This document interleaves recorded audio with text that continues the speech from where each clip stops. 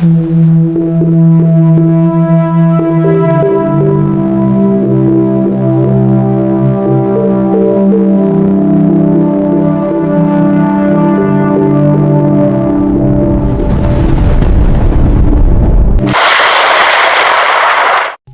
hapon po sa inyong lahat. Narito ang pinakabagong ulat tungkol sa dalawang bagyong patuloy nating binabantayan sa labas ng ating Philippine Area of Responsibility. Bagyong Henry. Ang bagyong nasa kanlurang bahagi ng ating bansa ay huling namataan sa layong 1,130 kilometro kanluran ng Hilagang Luzon. Ito ay lalong lumakas at naging ganap na tropical storm na.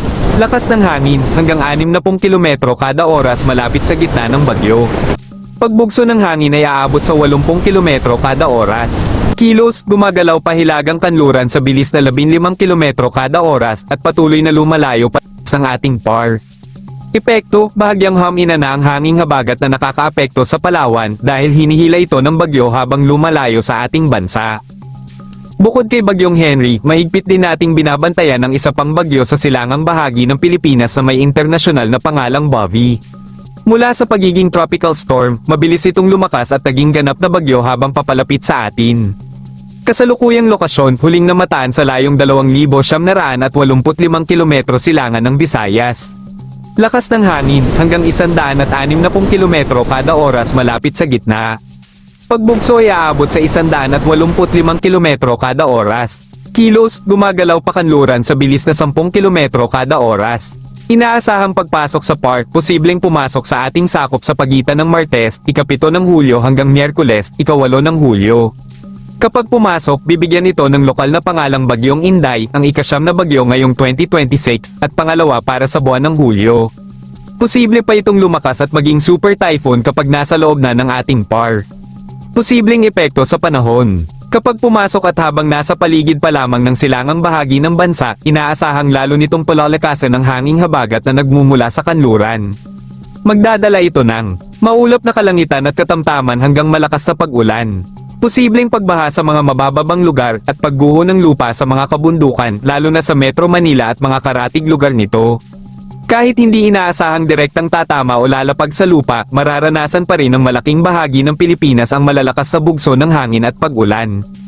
Ayon sa kasalukuyang hula, maaari itong lumapit sa silangang bahagi ng Luzon at ang lakas nito ay hihilahin ng habagat na magdadala rin ng pag-ulan sa kanlurang Luzon, Visayas, at Mindanao. Maaari pang magbago ang direksyon at lakas ng bagyo sa mga susunod na araw, kaya manatiling nakasubaybay sa mga sumusunod na ulat. Paalala sa paglalayag at karagatan. Walang nakataas na gale warning sa alinmang baybayin ng bansa sa ngayon. Sa kanlurang bahagi ng Luzon, inaasahan ng katamtaman hanggang magulong alon dulot ng Bagyong Henry, kaya pinapayuhan ng mga mangingisda na mag-ingat lalo na kung lalayag ng malayo sa Pampang. Sa ibang bahagi ng bansa, katamtaman lamang ang alon kaya ligtas pa ring lumayag sa ngayon. Babala, habang papalapit si Bagyong Bovie, Inday, inaasahang tataas ang alon sa silangang bahagi ng bansa sa mga susunod na araw na magiging mapanganib na pagliyagan. Panawagan sa paghahanda. Mga kababayan, simulan na ang paghahanda ngayon pa lamang upang maiwasan ang malubhang pinsala. Patuloy na pakinggan at sundan ang aming mga ulat para sa pinakabagong impormasyon. Kung bago pa lamang kayo sa aming YouTube channel, huwag kalimutang mag-subscribe at pindutin ang bell icon para maabisuhan agad sa bawat update. Ibahagi rin ang ulat na ito sa inyong mga mahal sa buhay at kaibigan upang maging handa rin sila sa parating na panahon. Ingat po tayong lahat at sana ay ligtas ang bawat isa sa atin sa pagdaan ng mga bagyong ito. Maraming salamat at pagpalain tayong lahat ng Diyos.